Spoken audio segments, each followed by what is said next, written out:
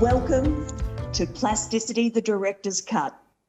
I'm Trish Hyde, and I have the privilege of working closely with Doug Woodring, the founder of Plasticity, and for the past few years we've collaborated on some amazing events that have really shaped the global understanding for circular economy. So without further ado, I would like to introduce Doug Woodring, live from the studios of Plasticity. Hello, Doug. Hi, Trish. Great to see you here on Plasticity 14. Can we roll that intro video? Is that okay?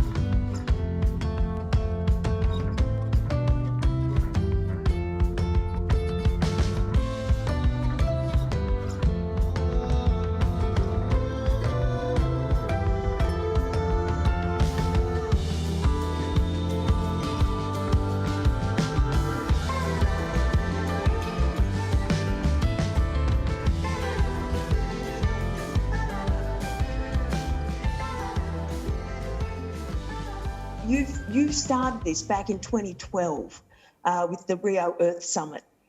I would like to share with everybody what got you excited about it back then and prompted you to start this movement. Sure. Trish, first I would like to introduce Trish Hyde because she's been our partner with this for many years now. And as Trish just mentioned, I met her on a panel at a discussion in Melbourne. And I said, wow, who is this? And it turns out Trish was the CEO of the Australian Packaging Covenant. I invited her to Dallas, and she came immediately to our Dallas and our Los Angeles events. And ever since then, we've been working together. So we launched Plasticity in 2012 in Rio. At that time, there was a lot of discussion, of course, around the environment with deforestation, with climate change. But plastic wasn't so much on the radar. And it was very important for us to be able to showcase that there actually at that time were so many solutions and innovations already available, but we just weren't deploying them. This was 12 years ago. So fast forward, we've had events around the world. We had a great one in Shanghai at the same time as the China Plas event. We had one here in Hong Kong, Kuala Lumpur. We hosted one last year in Fiji for smaller nations. And when you think about solutions for smaller nations, really almost all municipalities around the world, unless they are a large city, are much like a smaller nation in the way they operate and their jurisdictions. We then ended last year with a great event with UNEP and the Sea of Solutions, which this year is a continuation of. And obviously, momentum around the world has grown a lot in this space, and we're going to talk a little bit about that today. Yeah, and it is thanks to UNEP that we are back again for this shortened edition of Plasticity, the Director's Cut. So thank you very much to Sea of Solutions for inviting us back. Doug, just taking us through some of the learnings that we have had over the almost decade of producing this forum, which is always focused on the positive solutions and positive outcomes. I've picked a few highlights that have come out in the last couple of years that I want to share. But before I do, what would you say are some of the big ticket items that have shaped your vision of plastic circular economy? Well, I think this is always a big challenge that we're trying to solve, and there's so many pieces to the puzzle. And I think one of the strong points that we've seen through all the events is that when you have collaboration and when you have multi-disciplines, parties of an innovator, a brand, maybe a municipality, different stakeholders, NGOs who work together, and you get the Big Bang effect, which is 1 + 1 + 1 = 8 instead of just 3 or 4. And I think this is such a complicated problem around the world that is very localized in the way it needs to be solved. And bringing all of our speakers together who are touching all different points of the spectrum and never often meet each other, just seeing that come to fruition and having them talk to each other really has been what's driven us and the excitement, because we can see that the benefit of bringing all these people together. And you might say that happens at a lot of conferences, but I think when you really focus on a topic, in our case, which is trying to find a way to make a second life plastic not become waste, that's what plasticity is all about. And I look forward to see some of your slides here on some of the outcomes that we've had. Fantastic. So thanks, Doug. In fact, I will move forward into the slides now because I think there's some quick learnings that will get us all on the same page. And there we go. The first key thing to mention, there are 3 themes that have really struck us. Market failures that exist, the very fact of circular economy needs to be economic. So the supply and demand factors are not working great. The polarising terms, pollution, scrap, waste and circularity. I'll show you that in a moment. And of course, the trading of plastic as waste. So the polarising terms, when you think of pollution and marine litter, that is the absolute extreme of where plastic is doing full harm. Circularity is the opposite end, where we are able to enjoy the benefits of that plastic in its continuous use, reusing the resource. In between, you've got waste and how to actually harvest that waste. The other thing that's really important to clarify is that this is not, as Doug said, this differs by region. Asia is very different to Europe. The global north with its great infrastructure, that doesn't play out in Asia. So you can't necessarily do like-for-like comparisons.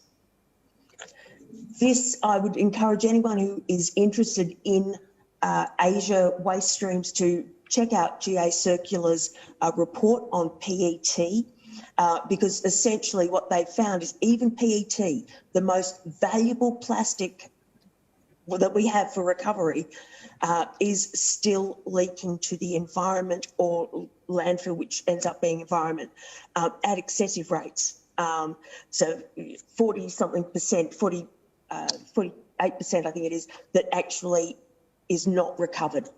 That's really staggering and should be corrected with circularity. The key issues around trading. Since we no longer, we're shutting down the borders more formally with Basel, that we also need to actually think about how do we move plastic? How do we, when someone has textile industry and someone else has recovered PET, how do you make that trade flow in a new future? And this is what it all boils down to, supply and demand. How do you get that equilibrium that will actually create what we need for circularity? And I've just done that very brief run through because I want to give everyone a starting point of where we are on this journey before we start tackling some of the big ones. I think the first one, and Doug, I'll throw to you in a moment, the first one is really the market demand is shifting. And that is causing a market correction.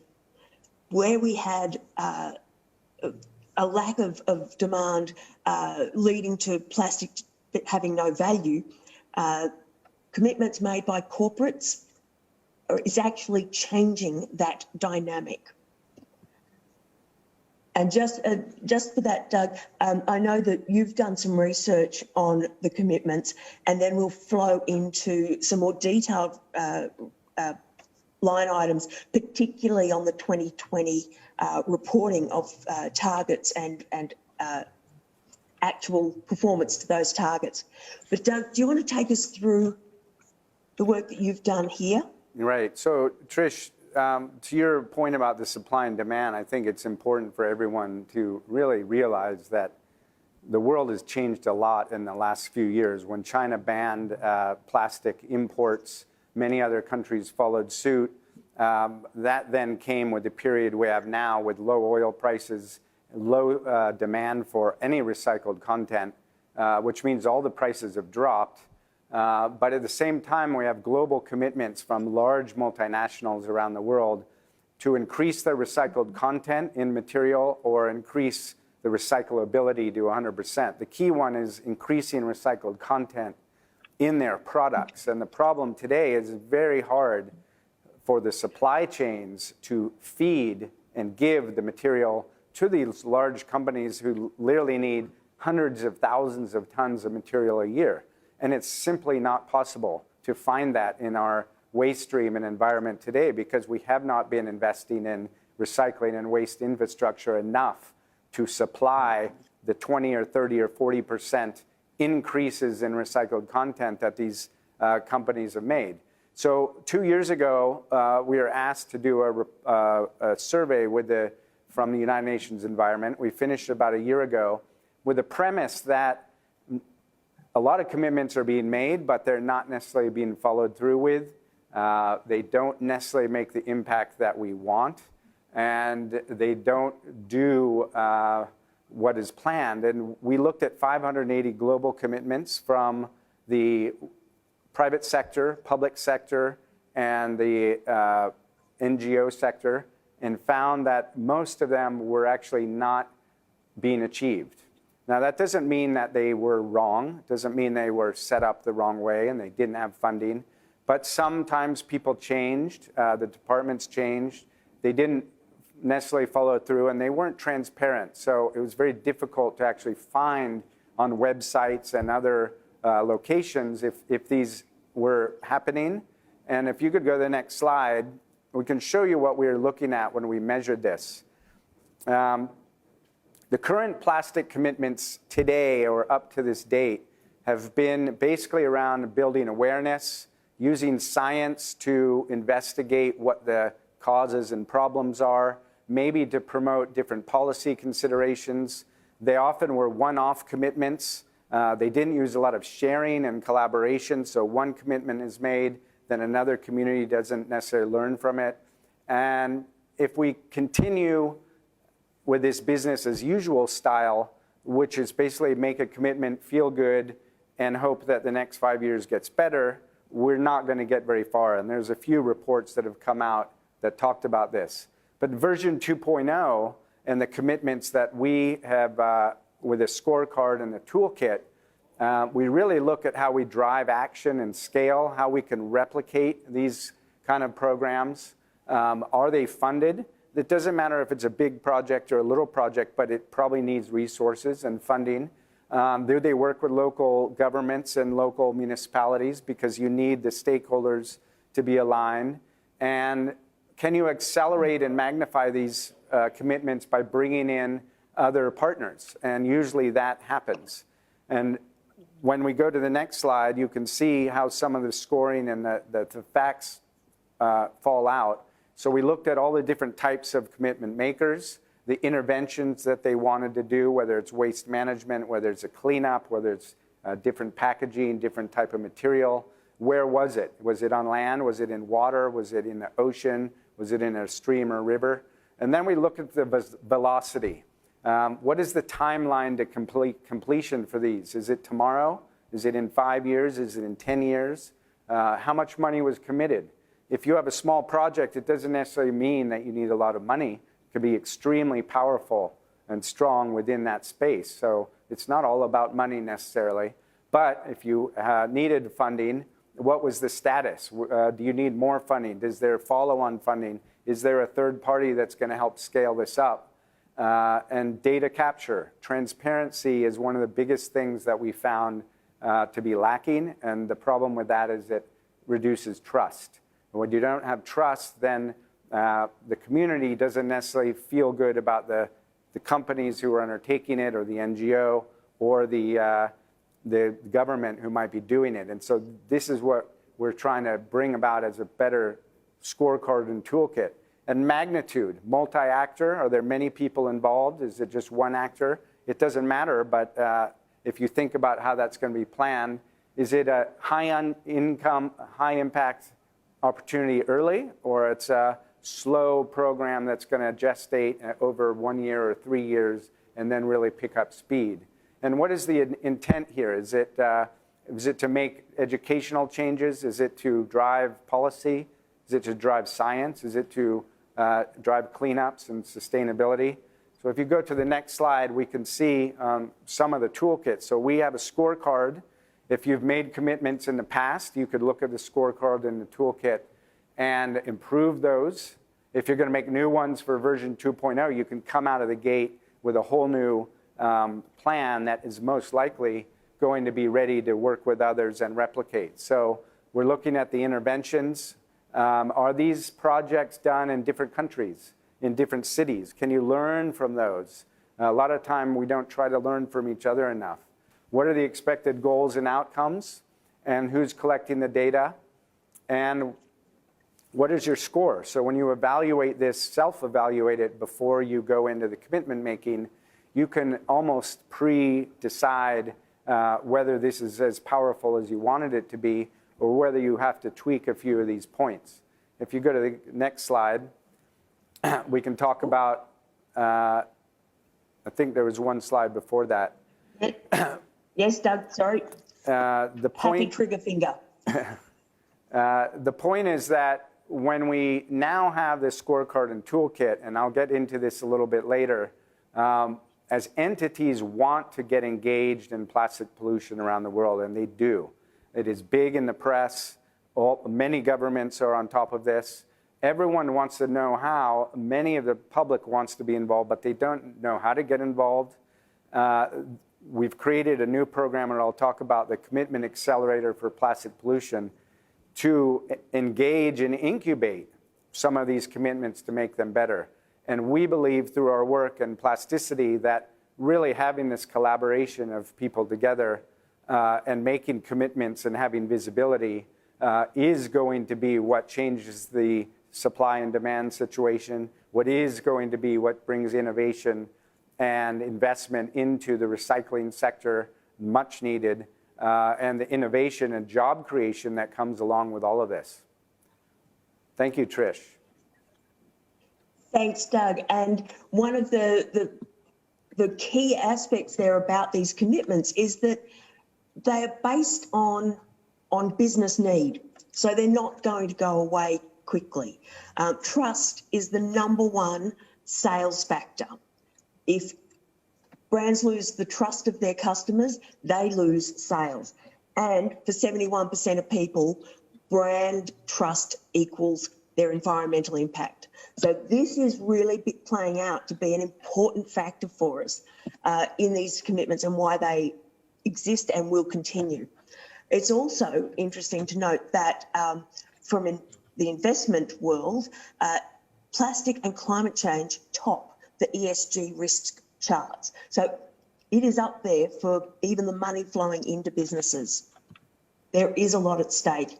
And as Doug said, there are commitments out there like this one that by 2025, on average, 30% of packaging will be made with recycled content. Now, Ellen MacArthur Foundation have done their annual report, the 2020 report, a progress report, and we've done an analysis of what we've seen. Here's a highlight. So I will start with the caveat that this is best endeavours done based on the information that we had at hand. And if you wanted to make your own inquiries, please do. There is data there. Interestingly, if you look at the size of the plastic packaging marketplace, there's, it's big, 144 million tonne. The proportion that is covered by commitments is estimated to be only 5.3%. That's because there are 20% of the companies that are committed to targets represent 20% of total packaging, but they've committed to partial content. So that leaves us with 5.3%. Then you drop it down even further when you actually look at where they are currently. Currently fulfilling 1.3% recycled content to replace fossil fuels. But I also want to put this into perspective even further. We've got some level of recovery, we've got some level of non-recovery. But when we look at the big brands and we say, oh, well, they're big plastic users, remember that there are 1 million businesses roughly globally that face consumers and use packaging. Then of that, you've got 20% that have made commitments. That's good. More should make commitments. Then of all of those, there's only 17 businesses that publicly reported on that packaging. That's 6.7% of the mass, which I really want to stress, I can't stress this enough, the fact that they're disclosing this information is a positive, and certainly nothing to be used as a stick against a corporate.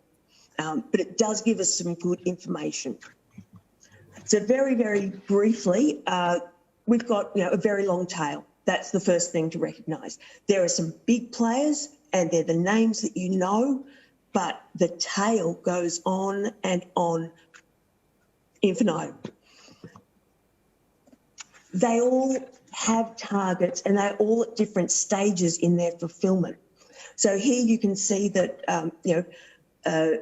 Danone having a 50% target, but having achieved 22% against that target is actually a really big positive, even though Coca-Cola with a smaller target are closer to reaching it. So just comparing one number to another is not always going to work in that comparison. You need more under the hood. And equally, this one I love because there's some, the statistics show the picture. If you've got a 15% target or a 5% target, the actual direction or performance against that target makes a big difference as well. And so, some companies are stretching higher and other companies are delivering earlier in their commitments. Here's this portrayed out across the cohort. You can see that the extremes of the pink line, these are really about where the commitments exceed the average.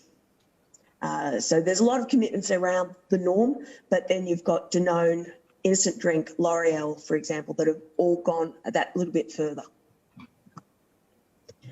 And Doug mentioned reusability and recyclability, and this to me is really, really fascinating area, because when you look at the line here, the orange line, what you can see is that some companies, even with their use, have not actually necessarily got the recyclability right. There's still something that they need to be able to do. Yet, someone like Coca-Cola, who has a fairly, simple plastic line of PET, which is recyclable, are actually closer to the target than most.